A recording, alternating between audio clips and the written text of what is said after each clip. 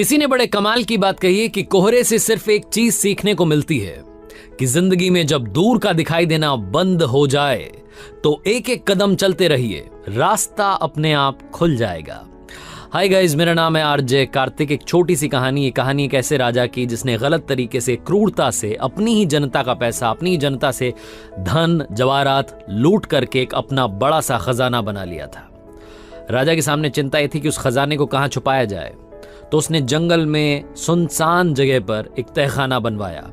उसकी चाबी सिर्फ 2 लोगों के पास थी, उसका रास्ता सिर्फ 2 लोगों को मालूम था, एक तो राजा और दूसरा उसका बहुत भरोसेमंद मंत्री।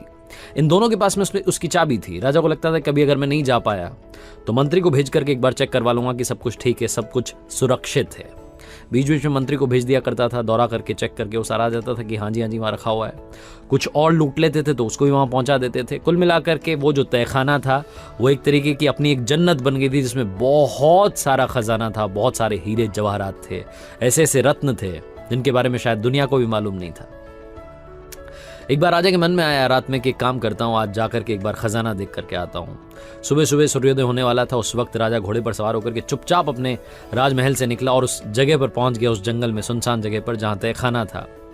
उसकी चाबी राजा के पास थी। दरवाजा खोला, उसके बाद अंदर गया, जाकर के हीरे जवाहरात देखने लगा और मंत्रमुग्ध हो गया। वो होता है ना कि सेल्फ ऑब्सेशन होता है, अपने आप को सिकंदर मानने लगा। उसको लगा कि दुनिया में मुझसे अमीर कोई नहीं है। हीरों को देखने लगा, जवाहरात को देखने लगा, रत्न देखने लगा, आभूषणों को देखने लगा। इतना बिजी हो गया, खो गया, अपनी ही दुनिया में था, अपने ही ख्यालों में था। तभी कोइंसिडेंटली वहां से वो मंत्री निकला जिसके पास में उस खजाने की, उस तहखाने की दूसरी चाबी थी। उसने देखा कि दरवाजा खुला हुआ था और वो डर गया। उसे लगा कि क्या पता शायद मैं 1-2 दिन पहले आया था चेक करने के लिए, तब शायद मुझसे गलती से दरवाजा खुला तो नहीं रह गया। डर के मारे फटाफट से जल्दी से उसने दरवाजे को लॉक किया और वहां से चला गया राजमहल की तरफ। राजा साहब अंदर मंत्रमुग्ध हो रहे थे, हीरों में, जवाहरात में, आभूषणों में।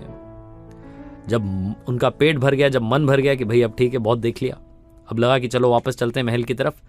जब बाहर आने के लिए दरवाजे के पास पहुंचा तो ये क्या, दरवाजा बंद था। बहुत कोशिश की लेकिन बाहर से लॉक हो गया था। चाबी थी लेकिन उस चाबी का होगा क्या। अंदर से दरवाजा पीटता रहा, आवाज देता रहा कि काश कोई सुन ले, मेरे लिए दरवाजा खोल दे। घंटों बीत गए, भूख लग रही थी, प्यास लग रही थी, क्या करता राजा, बस चिल्लाता जा रहा था। दरवाजे के पास बहुत देर तक बैठा रहा। वापस आया अपने हीरे जवाहरात के पास और उनसे कहने लगा कि नायाब हीरे, क्या मुझे एक घूंट पानी पिला दोगे। उन रत्नों को हाथ में लेकर कहने लगा कि मेरी मदद कर दो, मुझे भूख लगी है, दरवाजा खोल दो। राजा को ऐसा लग रहा था कि वो हीरे जवाहरात भी उससे कह रहे थे कि ये तेरी जिंदगी भर की जो दौलत है, जो तूने गलत तरीके से कमा ली है, अपने तरीके से कमा ली है, इसको सारे को यहाँ ला करके इकट्ठा कर दिया, ये भी तेरी मदद नहीं करेगी, तुझे न खाना देगी न पानी देगी। राजा भूख प्यास में इतना कमजोर हो गया था वहां पड़ा पड़ा कि बेहोश होकर के जमीन पर गिर गया। जब होश आया तो हालत खराब थी। ऐसा लग रहा था कि बस कुछ सांसें बची है। राजा ने फटाफट से एक हीरों का बक्सा था, उसमें से बहुत सारे हीरे बाहर निकाले, एक बिस्तर टाइप का बनाया, उस पर लेट गया और दुनिया को एक मैसेज देना चाहता था। जाते जाते एक संदेश देना चाहता था। उसका मैसेज बड़ा सिंपल था लेकिन लिखने के लिए वहां कुछ कलम तो थी नहीं, ना कोई पेंसिल थी। वो क्या करे, तो एक पत्थर दिखा, उससे अपनी उंगली तोड़ ली, खून बहने लगा। उस खून से दीवार पर कुछ लिख दिया और उसके बाद मर गया। यहां जो मंत्री था वो अपनी सेना के साथ में राजा साहब को खोजने के लिए निकल चुके थे। बहुत दिनों से ढूंढ रहे थे, राजा साहब मिल नहीं रहे थे, बहुत कोशिश कर ली। मंत्री के मन में दूसरा ख्याल है कि काम करते हैं, राजा तो पता नहीं कब मिलेगा, हो सकता है कि कहीं किसी वजह से मौत हो गई हो, किसी ने शिकार कर लिया हो, जंगल में कहीं गया हो। बहुत उल्टे सीधे ख्याल आए। फिर मंत्री के मन में यही ख्याल आया कि एक काम करते हैं, खजाना जिसके बारे में मुझे पता है उसे जाकर के देख आता हूं, उसमें से कुछ अपने लिए लेकर के निकल लेता हूं। राजा का तो अता पता नहीं है। मंत्री के पास तो दूसरी चाबी थी। मंत्री ने ही उस दरवाजे को लॉक किया था। आया, चुपचाप से छिपते छिपाते दरवाजा खोला और जब अंदर गया तो सुन्न रह गया। एक लाश पड़ी हुई थी, हीरों की जो बिस्तर बनी थी उस पर एक लाश पड़ी थी और वो लाश राजा की थी। दीवार पर कुछ लिखा था, दीवार पर खून से लिखा था कि मेरी जिंदगी भर की कीमत, ये दौलत, इतनी मेहनत करी, ये जो सारा मेरा खजाना था, मेरी जिंदगी भर की जो कमाई थी, वो मुझे मरते वक्त एक घूंट पानी और एक निवाला नहीं दे सकी। छोटी सी कहानी है लेकिन बहुत बड़ी बात सिखाती है। सबको मालूम है बचपन से कि हम अपने साथ कुछ नहीं लेकर के जाने वाले, ना कुछ लेकर के आए थे ना कुछ लेकर के जाएंगे, सिर्फ अच्छे काम लेकर के जाएंगे, अच्छी दुआएं जो हमारे साथ रहेंगी, जो हमारा जो मेन पर्पस है इस लाइफ में आने का वही हमारे साथ में जाएगा। अगर कहीं से कुछ दुआ मिली तो हमारे काम आएगी और कुछ काम नहीं आने वाला। लेकिन फिर भी हम सिर्फ और सिर्फ इन्हीं चीजों के पीछे भाग रहे हैं, इतने मटेरियलिस्टिक हो गए हैं कि जो मेन पर्पस है उसे भूल चुके हैं। इस वक्त हम दुनिया में बहुत सारी चीजों में इन्वेस्ट कर रहे हैं, अपने ऊपर इन्वेस्ट कर रहे हैं, अपनी ड्रेसेस पर इन्वेस्ट कर रहे हैं, बहुत सारी जगहों पर इन्वेस्ट कर रहे हैं। एक छोटी सी बात आपसे कहना चाह रहा हूं, अपनी सोल में इन्वेस्ट करना शुरू कीजिए। उसके लिए थोड़ा सा टाइम निकालिए, मेडिटेट करना शुरू कीजिए। आपको अच्छा लगेगा, आपकी सोल को सुकून मिलेगा, आपकी आत्मा को सुकून मिलेगा।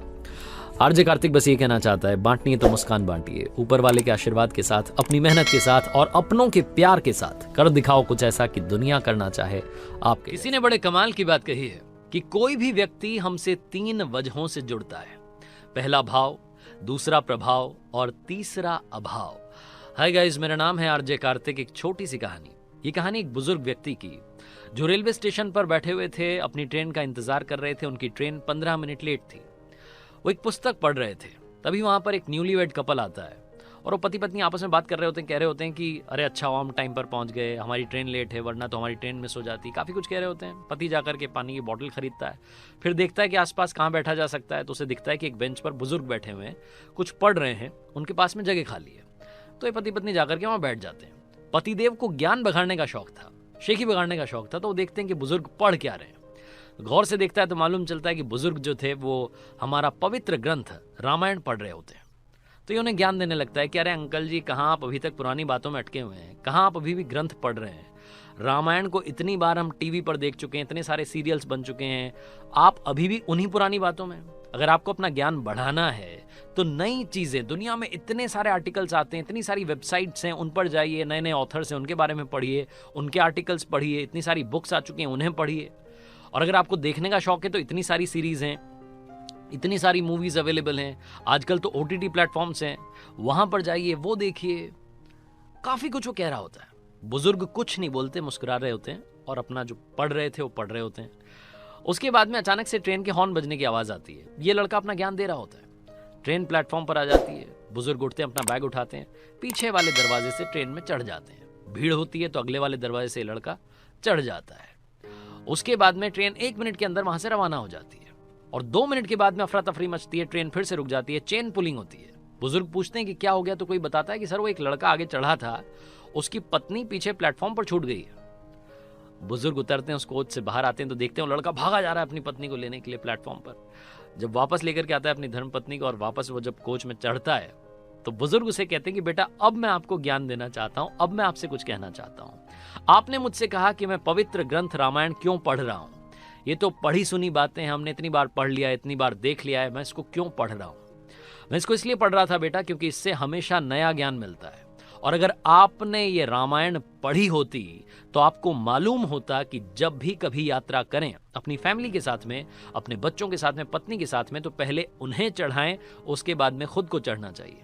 रामायण में किस्सा है और ये वहां पर दोहा है। जब प्रभु श्री राम रवाना होते हैं वनवास के लिए अपने छोटे भाई लक्ष्मण के साथ में और माता सीता के साथ में, तो सबसे पहले रथ पर माता सीता को चढ़ाते हैं। चढ़ी रथ सीय सहित 2 भाई, चले हृदय अवधई सिरुनाई। और एक और इंसिडेंट आता है रामायण में, जब वो नदी पार करने के लिए अपने परम मित्र केवट की नाव में चढ़ते हैं, तब भी वो माता सीता को पहले नाव में चढ़ाते हैं। राम सखा तब नाव मंगाई, प्रिया चढ़ाई चढ़े रघुराई।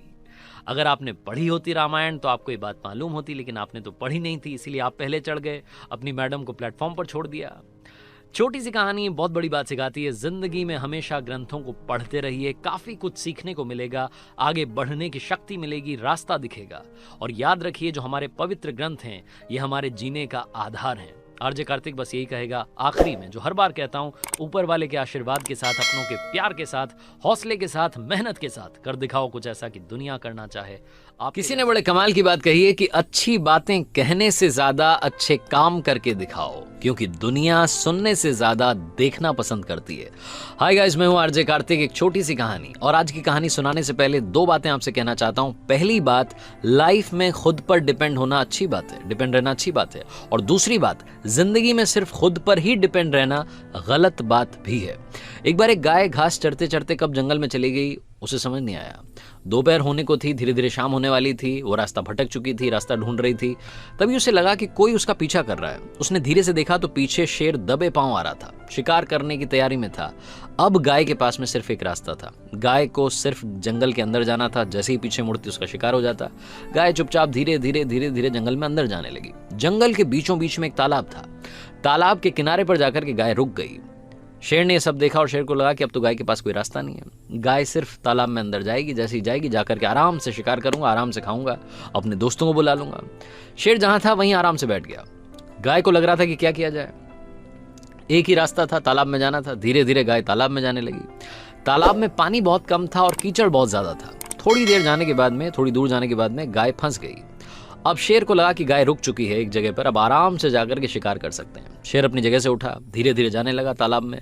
उसे मालूम नहीं था कि वहां पानी कम था, कीचड़ ज्यादा था, वो भी दलदल में फंस गया।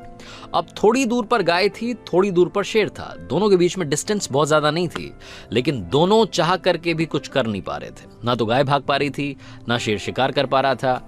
थोड़ी देर के लिए जंगल में सन्नाटा हो गया और उसके बाद में गाय ने शेर से पूछा कि क्या तुम्हारा कोई गुरु या मालिक है। शेर ने कहा कि मैं ही यहाँ का राजा हूं, मैं यहाँ का गुरु हूं, मालिक हूं, सब कुछ मैं ही हूं। जोर से उसने दहाड़ लगाई। तो गाय ने कहा कि तुम्हारे मालिक होने का, राजा होने का, गुरु होने का फायदा क्या है? तुम यहां से निकल नहीं पा रहे हो, फंस चुके हो। तो शेर ने कहा कि ज्यादा मत बनो, तुम भी फंस चुकी हो, तुम ये पूछ क्यों रही हो? तो गाय ने कहा कि मालूम है क्या, अभी शाम होगी, शाम में मेरा मालिक घर पे जाएगा और घर जाकर के देखेगा कि गाय नहीं पहुंची है, गाय वहां बंधी नहीं हुई है, तो मुझे ढूंढते ढूंढते जंगल में जरूर आएगा और मुझे यहां से निकाल करके बचा करके ले जाएगा, तुम देख लेना। थोड़ी देर के बाद में वाकई में वहां एक आदमी आता है और वो देखता है कि उसकी गाय तालाब के बीच में फंसी हुई है। थोड़ी दूर पर शेर खड़ा हुआ है। तो बचते बचाते शेर से गाय तक पहुंचता है, गाय को धीरे धीरे तालाब से बाहर निकाल लाता है। वो गाय और वो आदमी दोनों एक दूसरे को देख रहे होते हैं और उसके बाद में शेर की तरफ देख रहे होते हैं और ये सोच रहे होते हैं कि काश इसकी मदद कर पाते, लेकिन दोनों मदद नहीं कर पाते, नहीं कर सकते, क्योंकि जैसे ही मदद करेंगे शेर उनका शिकार कर लेगा। ये छोटी सी मजेदार कहानी जिंदगी में बहुत बड़ी बात सिखाती है। गाय का मतलब आपका हार्ट। आप जितने सॉफ्ट रहेंगे, हम्बल रहेंगे, लाइफ में सही गाइडेंस के साथ आगे बढ़ेंगे, आप कमाल कर पाएंगे। आपको चुनौतियां आएंगी लेकिन आप उनसे पार पा लेंगे। और शेर का मतलब है आपका सर, आपका अहंकार। जितना आप सोचेंगे कि सिर्फ आप ही आप हैं और कोई नहीं है, आप बर्बाद हो जाएंगे। घमंड तो इस दुनिया में राजा रावण का नहीं चला, तो आप और हम क्या चीज हैं। ये छोटी सी कहानी जिंदगी में एक ही बात सिखाती है, सही गाइडेंस के साथ कर दिखाओ कुछ ऐसा कि दुनिया करना चाहे। बड़े कमाल की बात कही है कि आवाज ऊंची हो तो कुछ लोग सुनते हैं, लेकिन अगर बात ऊंची हो तो बहुत सारे लोग सुनते हैं। हाय गाइस, मैं हूं आरजे कार्तिक। एक छोटी सी कहानी। ये कहानी एक लड़के की, 24 साल का लड़का जो सेठ के यहाँ पर नौकरी करता था। उसके माँ बाप इस दुनिया में नहीं थे, जिंदगी बड़ी परेशानी में चल रही थी। वो जाता था, रोजाना पैसे कमा करके घर आता था, खाना बनाता था, खाता था, सो जाता था। एक दिन उसने देखा कि उसने 4 चपाती और सब्जी बनाई, हाथ मुंह धोकर के वापस आया, तब तक 3 बची। दूसरे दिन भी यही हुआ। तीसरे दिन उसने ध्यान रखा और चूहे को पकड़ लिया। एक चूहा मोटा सा चपाती लेके जा रहा था। चूहे को पकड़ा तो चूहे ने कहा कि भैया मेरी किस्मत का क्यों खा रहे हो, मेरी चपाती तो मुझे ले जाने दो। तो लड़के ने कहा बेटा मेरे पास में ज्यादा पैसा नहीं, सिर्फ 4 मैंने बनाई है चपाती, उसमें से एक तुम ले जा रहे हो, मैं क्या करूंगा, मेरी जिंदगी ने मुझे बेहाल कर रखा है। तो चूहे ने कहा कि तुम्हारे सारे सवालों के जवाब तुम्हें एक इंसान दे सकता है। लड़के ने पूछा कि कौन है? तो चूहे ने कहा कि गौतम बुद्ध हैं, उनके आश्रम में जाओ, उनसे अपनी जिंदगी के बारे में पूछो, वो तुम्हें रास्ता बताएंगे कि करना क्या है। लड़के ने कहा बहुत बढ़िया बात है, चूहे की बात मान ली। गौतम बुद्ध से मिलने के लिए चल पड़ा। सेठ से छुट्टी ले ली 5-6 दिन की। रास्ता लंबा था, रात हो गई। इस लड़के को कुछ दिखाई नहीं दे रहा था। थोड़ी दूर पर एक हवेली दिखाई दी, वहां गया, जाकर के शरण मांगी। हवेली की मालकिन ने पूछा कि बेटा कहाँ जा रहे हो? तो लड़के ने कहा कि गौतम बुद्ध के आश्रम जा रहा हूं, उनसे मिलने के लिए। तो मालकिन ने कहा कि बहुत बढ़िया जगह जा रहे हो, गौतम बुद्ध से हमारे एक सवाल का जवाब लेकर के आना, अगर वो सवाल का जवाब दे दें। तो लड़के ने कहा जरूर आपका सवाल पूछूंगा, बताइए। तो हवेली की मालकिन ने कहा कि बेटा मेरी 20 साल की बेटी है जो 20 सालों से एक शब्द नहीं बोली है, बोल नहीं सकती है, बस उनसे पूछ लेना कि ये बेटी कब बोलेगी। ये बोलते बोलते उनकी आंखों में आंसू आ गए। लड़के ने कहा माता जी आप परेशान मत हो, मैं जाऊंगा और आपके सवाल का जवाब जरूर लेकर आऊंगा। लड़का अगले दिन चल पड़ा। रास्ता बहुत ज्यादा लंबा था। रास्ते में उसे बड़े बड़े पहाड़ मिले, ऊंचे ऊंचे पहाड़, बर्फ वाले पहाड़। उसे समझ नहीं आ रहा था कि कैसे पार करूंगा, बड़ी देर हो जाएगी। तभी उसे एक जादूगर दिखाई दिया जो वहां बैठ करके तपस्या कर रहा था। जादूगर के पास गया, उससे बोला कि मुझे गौतम बुद्ध से मिलने के लिए जाना है, रास्ता तो बहुत ही परेशानी वाला लग रहा है, कैसे मैं पार करूंगा? तो जादूगर ने कहा कि गौतम बुद्ध से मिलने जा रहे हो? मेरे एक सवाल का जवाब लेकर के आ जाना, पहाड़ तुम्हें फटाफट से पार करा दूंगा। लड़के ने कहा आपका सवाल बताओ। तो जादूगर ने कहा कि 1000 सालों से यहाँ पर इसी पहाड़ पर तपस्या कर रहा हूँ स्वर्ग जाने के लिए, मुझे समझ नहीं आ रहा कि स्वर्ग कब जाऊंगा। तो लड़के ने कहा ठीक है, आपके सवाल का जवाब लेकर के आते हैं। जादूगर ने छड़ी घुमाई, लड़के को पहाड़ पार करा दिया। मैदानी इलाका आ गया, वहां पर एक बड़ी सी नदी थी। लड़के के सामने फिर से समस्या थी कि अब ये नदी कैसे पार करें। तभी उसे वहां पर एक बड़ा सा कछुआ दिखाई दिया। कछुए से मदद मांगी कि आपकी पीठ पर बैठा करके मुझे नदी पार करा दीजिए। कछुए ने कहा ठीक है। जब नदी पार कर रहे थे तो कछुए ने पूछा कि कहाँ जा रहे हो। तो लड़के ने कहा गौतम बुद्ध से मिलने जा रहा हूँ। कछुए ने कहा वाह यार, बड़ी अच्छी जगह जा रहे हो, एक काम करना मेरे सवाल का जवाब ले आना। तो लड़के ने कहा कि आपका भी सवाल बताइए। तो कछुए ने अपना सवाल बताया कि मैं बड़े टाइम से 500 सालों से इसी नदी में हूँ और ड्रैगन बनने की कोशिश कर रहा हूँ, ड्रैगन कब बनूंगा ये बस पूछ करके आ जाना। लड़के ने कहा ठीक है। लड़का पहुंचा आश्रम में गौतम बुद्ध के पास। प्रवचन चल रहा था, प्रवचन खत्म हुआ। गौतम बुद्ध ने कहा कि हर कोई मुझसे सवाल पूछ सकता है, लेकिन सिर्फ 3 सवालों के जवाब दिए जाएंगे। अब लड़के के सामने समस्या थी कि किसके सवाल को ड्रॉप करें, किसका सवाल छोड़ें और किसका पूछें। लड़के ने सोचना शुरू किया। सबसे पहले हवेली की मालकिन नजर में आई, ध्यान में आई, तो उसे लगा कि वो तो अपनी बेटी का इलाज कराना चाह रही है, उनकी बेटी बोल नहीं रही है, उनकी आंखों में आंसू थे, उनका सवाल पूछना जरूरी है। दूसरी जो तस्वीर उसके दिमाग में आई, नजर में आई, वो आई जादूगर की। जादूगर 1000 साल से वहां तपस्या कर रहा है बर्फ के पहाड़ में। तीसरी तस्वीर आई कछुए की, जो 500 साल से नदी में ड्रैगन बनना चाह रहा है। फिर लड़के को अपनी तस्वीर नजर आई, जो सेठ के यहाँ पर एक लड़का नौकरी कर रहा है। लड़के ने सोचा कि मैं तो नौकरी कर ही रहा हूँ, खाना खा ही रहा हूँ, ठीक चल ही रहा है, थोड़ी और मेहनत करूंगा, कुछ बदलूंगा। इन 3 लोगों की जिंदगी में बदलाव लाना जरूरी है, इन 3 के सवाल पूछने जरूरी है। लड़के ने गौतम बुद्ध से तीनों के सवाल पूछे। गौतम बुद्ध ने जवाब दिया सबसे पहले हवेली की मालकिन के सवाल का। उन्होंने कहा कि उस मालकिन की जो बेटी है 20 साल की, उसकी जैसे ही शादी होगी वो लड़की बोलना शुरू कर देगी। दूसरे सवाल का जवाब देते हुए गौतम बुद्ध ने कहा कि जो जादूगर है उससे कहना कि वो छड़ी छोड़ दे, जिस दिन उसने छड़ी छोड़ दी, छड़ी का त्याग कर दिया, वो स्वर्ग चला जाएगा। तीसरा सवाल था कछुए का। गौतम बुद्ध ने कहा कि उस कछुए से कहना कि अपना कवच उतार दे, जिस दिन उसने कवच उतार दिया उस दिन वो ड्रैगन बन जाएगा। लड़के ने नमस्कार किया, प्रणाम किया, चल पड़ा वापस। रास्ते में कछुआ मिला, कछुए से कहा कि भैया कवच उतार दो। गौतम बुद्ध ने कहा तुम ड्रैगन बन जाओगे। कछुए ने जैसे ही कवच उतारा मोती ही मोती निकल आया। कछुए ने कहा मोती का मैं क्या करूंगा, आप ले जाओ। लड़के को मोती दे दिए और कछुआ ड्रैगन बन गया। थोड़ा आगे चला तो जादूगर मिला। जादूगर को जाकर के कहा कि भैया आपको छड़ी छोड़नी पड़ेगी, तभी आप स्वर्ग जा पाओगे। जादूगर ने कहा ये लो छड़ी छोड़ दी, ये छड़ी तुम रख लो, मैं स्वर्ग चला जाऊंगा। जादूगर स्वर्ग चला गया। और अब आई बारी तीसरे सवाल की। ये पहुंचा उस हवेली में जहां मालकिन ने सवाल भेजा था। मालकिन से जाकर के बोला कि मालकिन आपका जो सवाल था उसको जवाब मिल गया है, आपकी 20 साल की बेटी की जिस दिन शादी हो जाएगी उस दिन ही बोलना शुरू कर देगी। उन्होंने कहा क्या बात है, तो देर कैसी, मेरे सामने ही तो दूल्हा बैठा है, तुमसे बढ़िया लड़का कौन हो सकता है। लड़की को बुलाया गया, लड़के ने लड़की को देखा, लड़की ने लड़के को देखा, शादी करा दी गई।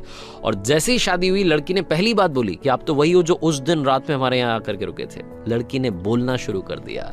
लड़के के पास में जिंदगी में पैसा आ गया, क्योंकि मोती मोती आ गए, जादूगर की छड़ी आ गई, ताकत आ गई और शादी भी हो गई। लड़के की जिंदगी सेटल हो गई, सिर्फ इसलिए क्योंकि उसने अपने सवाल का त्याग कर दिया था।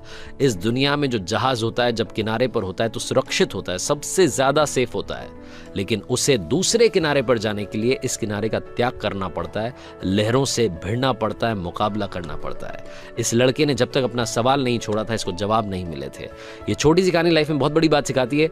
अगर आप कुछ कमाल करना चाहते हैं तो त्याग कीजिए उन बुरी आदतों का, आलस्य का।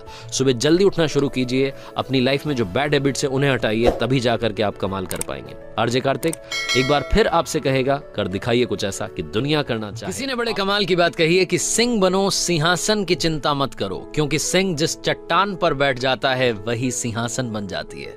हाय गाइस, मैं हूं आरजे कार्तिक। एक छोटी सी कहानी, ये कहानी है अकबर और बीरबल की।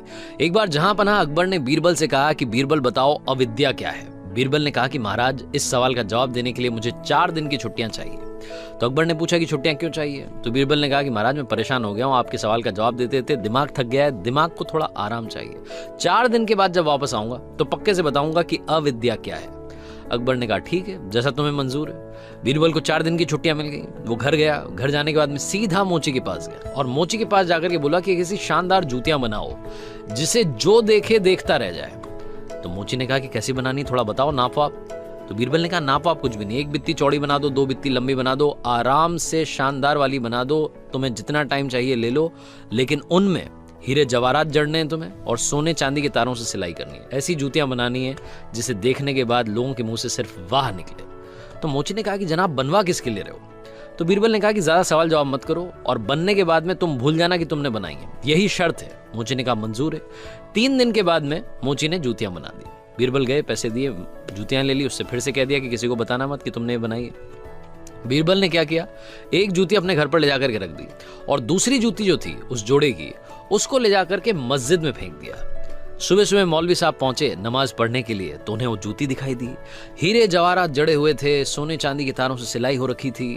मौलवी साहब को लगा कि ये जूती किसी आम इंसान की तो हो ही नहीं सकती।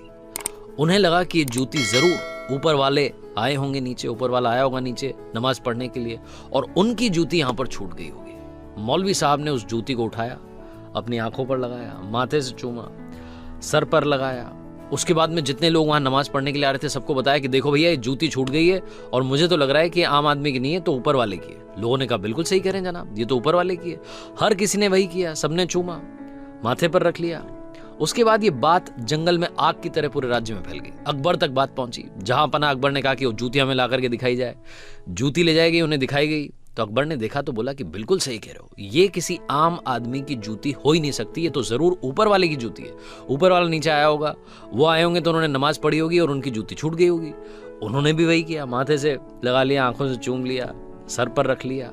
उसके बाद में अकबर ने कहा कि एक काम करो, ये बहुत ही नायाब जूती है, इसको ले जा करके अच्छी जगह पर अच्छे स्थान पर रखो और पूजा करो। इसकी पूजा होनी चाहिए, अच्छे से ध्यान रखना है, यही आपको करना है।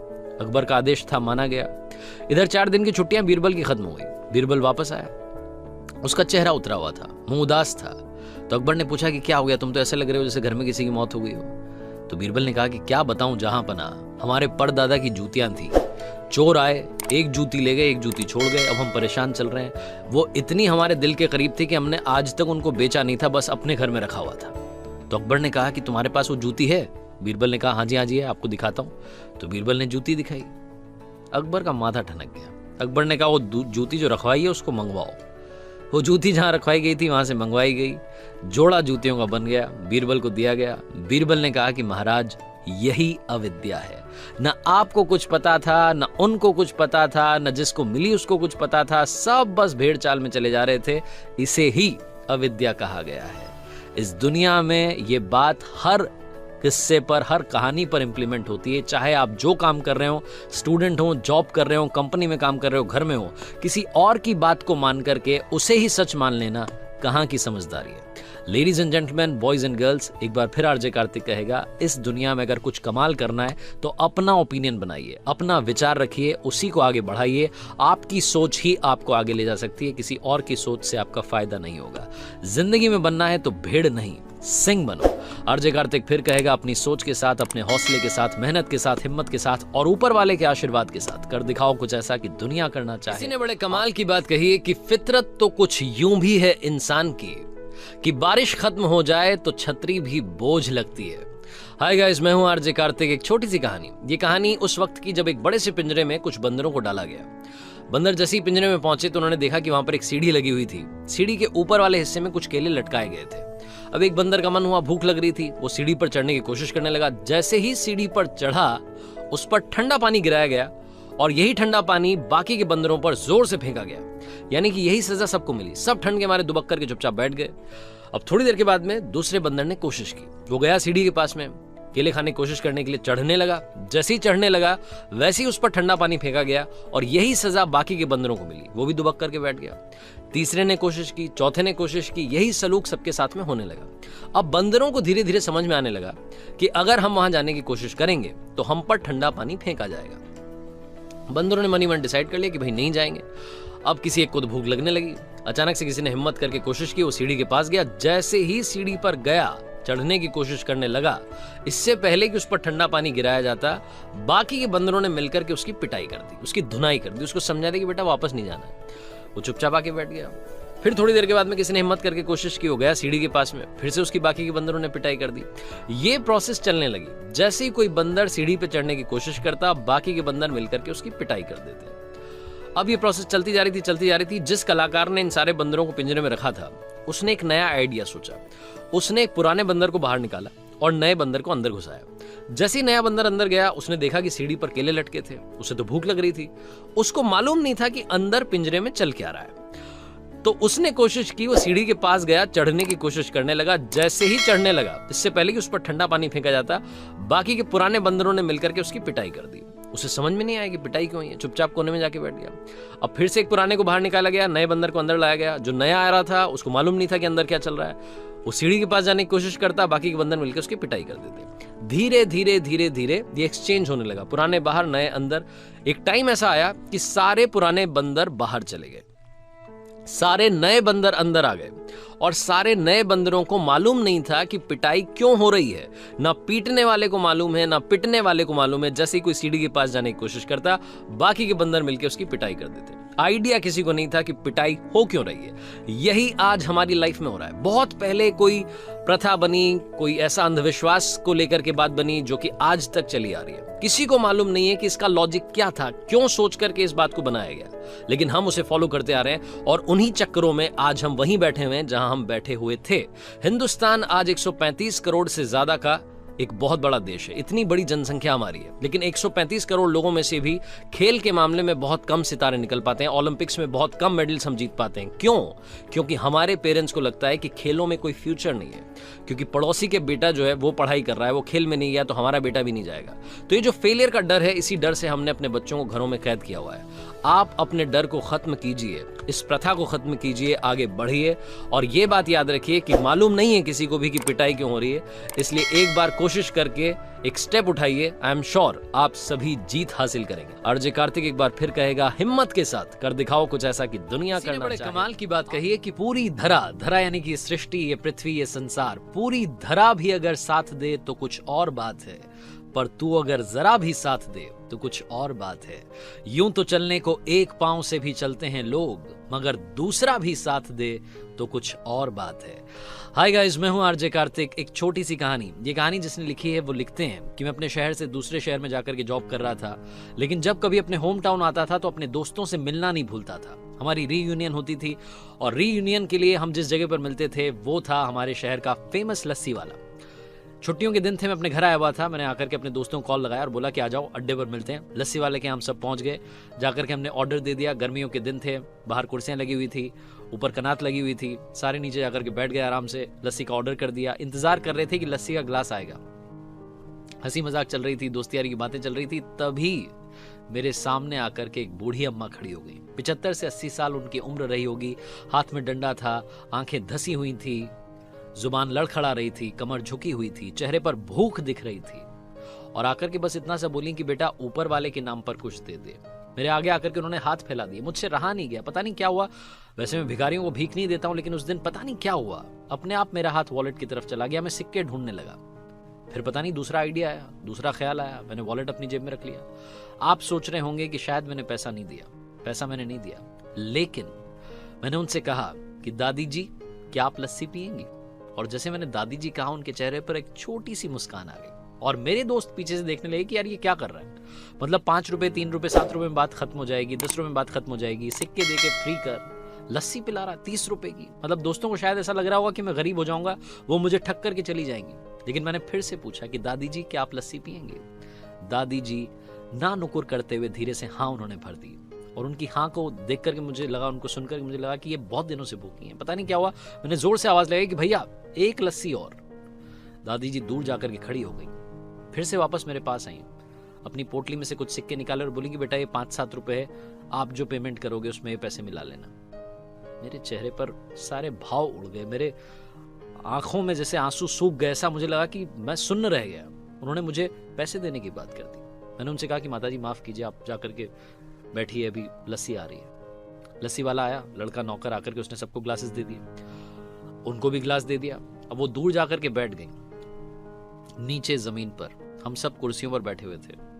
अब वो कुर्सी मुझे काटने लगी कि मैं यहाँ बैठा हुआ, वो नीचे बैठी हुई है। मन तो ऐसा कर रहा था कि उनको बुलाऊं, अपने बगल की कुर्सी में बैठाऊं, लेकिन फिर लग रहा था कि लोग सोचेंगे कि अजीब आदमी है, मतलब भीख मांगने वाली महिला को यहाँ बैठा रहा है, ये कर रहा है, वो कर रहा है। फिर दूसरा ख्याल आया, मैं उठा अपनी सीट से और जाकर के उनके पास जाकर के नीचे जमीन पर बैठ गया।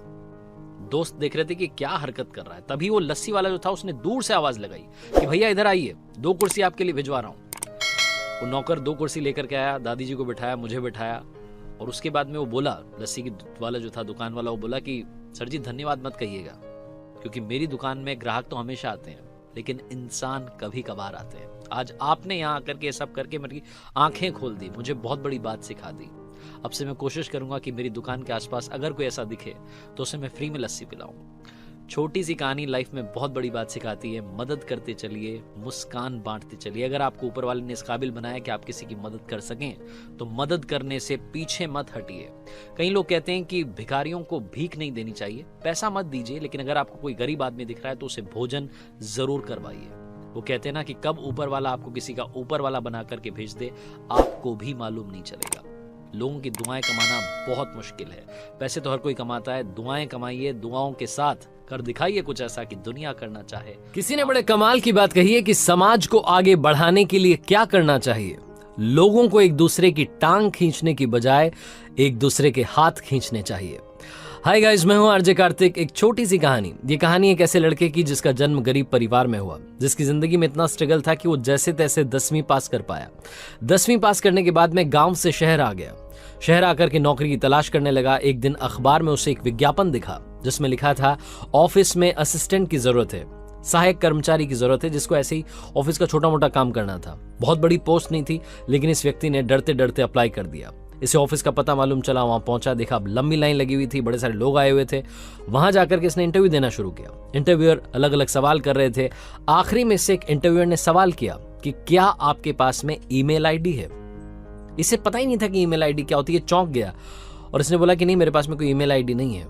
तो जो सामने वाला था उसने बोला कि कैसे बेवकूफ हो, मॉडर्न जमाना है, टेक्नोलॉजी कहां की कहां पहुंच गई, तुम्हारे पास ईमेल आईडी नहीं, तो पता ही नहीं क्या होती है ईमेल आईडी, मतलब क्या कर रहे हो तुम। और इसे वहीं से रिजेक्ट कर दिया गया। ये व्यक्ति वहां से बाहर निकला, ये लड़का, और बाहर निकल करके इसने अपनी जेब टटोली। इसके पास में उस दिन 200 रुपए थे।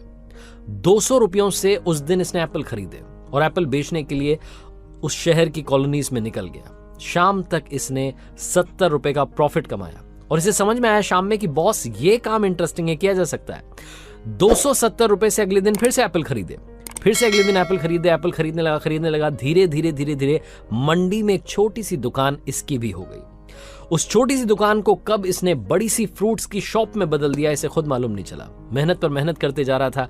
एक दुकान जब सेटल हो गई थी, जब खरीदार आने लगे थे, कस्टमर्स बढ़ने लगे थे, तो इसने एक और दुकान लगा ली। एक और फ्रूट्स की शॉप हो गई, फिर तीसरी हो गई, चौथी हो गई। उस शहर में इसकी अकेले की 7 से 8 शॉप्स खुल चुकी थी। अब इसे लग रहा था कि इस बिजनेस को बड़ा करना चाहिए। एक दिन अपने गांव गया, गांव जाकर के रिश्तेदारों को, दोस्तों को बताया कि बॉस ये वाला अपना काम चल रहा है शहर में, अगर आप आना चाहो तो आ सकते हो। कुछ और दोस्त इसके साथ हो लिए। इन्होंने धीरे धीरे दूसरे शहर में जाकर के अपनी दुकानें खोलना शुरू कर दिया और ये धीरे धीरे एक बड़ा बिजनेसमैन बन गया। जब ये बात मीडिया में आई कि 10वीं पास लड़का, गांव का एक लड़का जो कि शहर में आकर के इतना बड़ा व्यापारी बन गया है, इसका इंटरव्यू करना चाहिए। अलग अलग चैनल्स वाले लोग पहुंच रहे थे।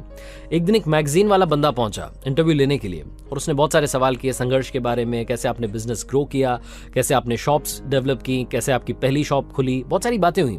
और आखिरी में उसने कहा कि आपके पास अगर ईमेल आईडी हो तो मुझे दे दीजिए, ये इंटरव्यू मैं आपको मेल कर दूंगा। जैसे उसने कहा तो इसने, जो बिजनेसमैन बन चुका था लड़का, इसने कहा कि बॉस मेरे पास में ईमेल आईडी नहीं है। तो जो बंदा इंटरव्यू लेने के लिए पहुंचा था, रिपोर्टर, उसने बोला कि आप इतने बड़े बिजनेसमैन हैं और आपके पास में ईमेल आईडी नहीं है। तो जो लड़का बिजनेसमैन बन चुका था, फ्रूट्स का इतना बड़ा व्यापारी था, उसने एक ही जवाब दिया। ध्यान से सुनिएगा। उसने बोला कि मेरे भाई, अगर मेरे पास में ईमेल आईडी होती तो आज मैं इतना बड़ा बिजनेसमैन नहीं होता। छोटी सी कहानी लाइफ में बहुत बड़ी बात सिखाती है। जिंदगी में हर किसी के पास अपना टैलेंट है। अपने टैलेंट को पहचानिए, कॉपी करना बंद कीजिए। जब आप खुद का काम करेंगे, खुद की क्षमता को पहचान करके काम करेंगे, वो काम असफल हो ही नहीं सकता। आप पास होकर के रहेंगे, इस बात की गारंटी है। आरजे कार्तिक एक बार फिर से आपसे कहेगा, अपनी क्षमता को पहचानिए और कर दिखाइए कुछ ऐसा कि दुनिया करना चाहे। किसी ने बड़े कमाल की बात कही है कि कैलेंडर हमेशा तारीख बदलता रहता है, मगर एक दिन एक तारीख ऐसी आती है जो हमेशा के लिए कैलेंडर को बदल देती है। इसीलिए जिंदगी में सब्र रखें, वक्त हर किसी का आता है, मेहनत करते रहें। हाय गाइस, मैं हूं आरजे कार्तिक। एक छोटी सी कहानी। ये कहानी एक गरीब लड़के की। एक ऐसा लड़का जिसकी फैमिली में ज्यादा पैसा नहीं था, घर घर जाकर के सामान बेचता था स्कूल के बाद में, और उस सामान से जो पैसा इसको मिलता था, उस पैसे से स्कूल की फीस भरता था। ये लड़का एक दिन ऐसी दोपहर में निकला हुआ था सामान बेचने के लिए, घर घर जा रहा था, दरवाजा खटखटा रहा था। इसे जोरों की भूख लग रही थी, तो इसने डिसाइड किया कि अब जिस भी घर का दरवाजा खटखटाएगा उससे पैसे के बदले खाना मांग लेगा। ये गया, जाकर के इसने दरवाजा नॉक किया। जब दरवाज़ा खुला तो अंदर से एक लड़की निकली। लड़की को देख करके हक्का बक्का रह गया, हैरान हो गया। तो इसने अचानक से, होता है ना एकदम से आप घबरा जाते हैं, तो इसने पानी मांग लिया कि एक गिलास पानी मिलेगा। वो लड़की अंदर गई, किचन में जाकर के सोचने लगी कि लड़का बड़ा परेशान सा लग रहा है, पसीना आ रखा है, सामान लेकर के ढो रहा है इधर से उधर, सामान बेच रहा है, मुझे लगता है कि भूखा होगा। तो उस लड़की ने, उसको अचानक से दया आई, वो अंदर से एक गिलास दूध लेकर के आ गई और दूध ला करके इस लड़के को दे दिया। इस लड़के ने दूध पी लिया। धीरे धीरे दूध पी रहा था और सोच रहा था कि ऊपर वाला अभी भी है, अभी भी इंसानियत जिंदा है, ऊपर वाले का धन्यवाद करना चाहिए। सारी अच्छी बातें इसके दिमाग में आ रही थी कि एक दूसरे की मदद करनी चाहिए। दूध पीने के बाद में इसने ग्लास उस लड़की को वापस दिया और बोला कि इसके बदले में आपको कितने पैसे दूं? तो लड़की ने कहा कि पैसे क्यों दोगे? मेरी मम्मा मुझे हमेशा कहती हैं कि हम अगर किसी की मदद करें तो पैसे नहीं लेने चाहिए, तो आप कुछ मत दीजिए। तो फिर इस लड़के ने कहा कि आप कोई सामान खरीद लीजिए अगर आपको खरीदना है। तो उस लड़की ने कहा कि नहीं, हमें कोई सामान नहीं चाहिए। तो इस लड़के ने कहा कि फिर मैं आपको बस एक ही बात कहूंगा, दिल से धन्यवाद, आपने मेरी मदद की, मुझे भूख लगी थी, आपने भूखे को दूध पिला दिया, थैंक यू सो मच। ऐसा बोल करके वहां से चल दिया।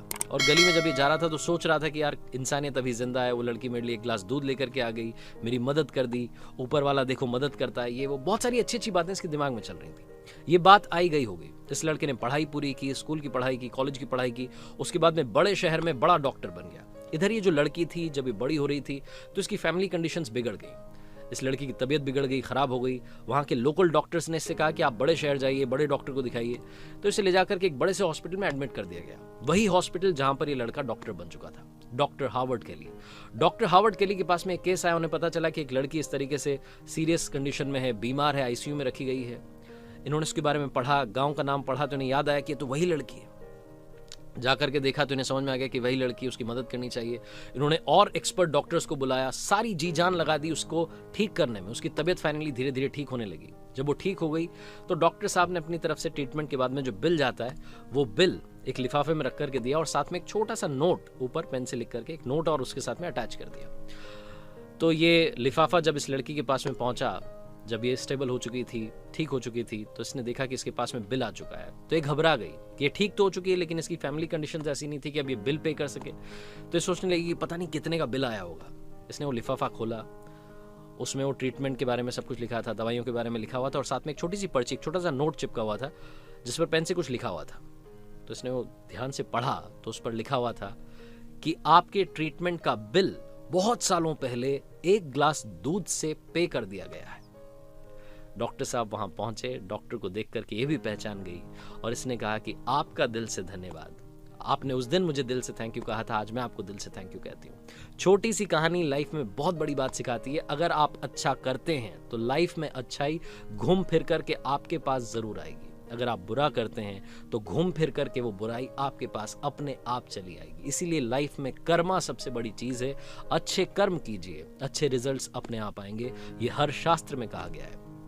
आरजे कार्तिक जाते आते एक बार फिर आपसे कहेगा, अच्छे काम करते चलिए, हौसले के साथ, अपनों के प्यार के साथ, कर दिखाओ कुछ ऐसा कि दुनिया करना चाहे आपके जैसा। और हाँ, हर सोमवार सुबह 9:30 बजे मेरे यूट्यूब चैनल पर देखिए। किसी ने बड़े कमाल की बात कही है कि उम्र थका नहीं सकती, ठोकरें गिरा नहीं सकती, अगर जिद हो जीतने की तो परिस्थितियां भी हरा नहीं सकती।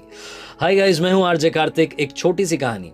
एक बार एक किसान अपनी जिंदगी में परेशानियों से परेशान था। उसकी जिंदगी में समस्या और समस्या आती रहती थी। कभी घर में झगड़ा हो जाता था, कभी ज्यादा बारिश हो जाती थी, कभी कम बारिश होती थी। दोनों ही सिचुएशन में फसल खराब हो जाती थी। उसे समझ में नहीं आ रहा था कि क्या करें। उसने कई बार घर में हवन करवाए, पूजा करवाई, लेकिन समस्या का समाधान नहीं मिल रहा था। तो एक दिन गांव वालों ने कहा कि भैया, पास के गांव में गौतम बुद्ध आए हुए हैं, इतने जाने माने ऋषि हैं, उनके पास जाओ, वो तुम्हारी समस्या का समाधान कर देंगे। तो किसान को लगा कि गांव वाले कह रहे हैं, शायद मेरी समस्या का समाधान हो जाए, मैं चिड़चिड़ा रहता हूँ, गुस्सा करता हूँ, ये सब कम हो जाए। तो गौतम बुद्ध के पास जाकर के पहुंचा और जाकर के प्रणाम किया और बोला कि महाराज, बड़ी दूर से आया हूँ और मुझे मेरे गांव वालों ने जबरदस्ती भेजा है, ये बोला है कि उनके पास जाओ, वो तुम्हारी समस्या का समाधान करेंगे। तो गौतम बुद्ध ने पूछा कि बेटा बताओ समस्या क्या है। तो किसान ने बताना शुरू किया कि मैं आपको क्या बताऊं, क्या गिनाऊं, मुझे समझ में नहीं आता, मेरी जिंदगी में समस्या ही समस्या है। कभी कभी बच्चों से परेशान हो जाता हूँ, लगता है कि बच्चे नहीं होते तो अच्छा होता। कभी बीवी से परेशान हो जाता हूँ, झगड़ा हो जाता है तो मुझे लगता है कि ये ना होती तो अच्छा होता।